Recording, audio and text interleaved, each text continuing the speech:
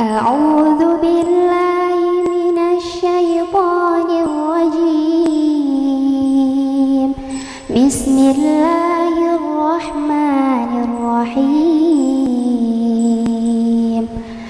سبح اسم ربك الأعلى الذي خلق فسوى والذي قدر فهدى والذي أخرج المرعى فجعله غثاء أحوى سنقرئك فلا تنسى إلا ما شاء الله إنه يعلم الجهر وما يخفى ونيسرك لليسرى فذكر إن نفعت الذكرى سيذكر من يخشى ويتجنبها الأشقى الذي يصلى النار الكبرى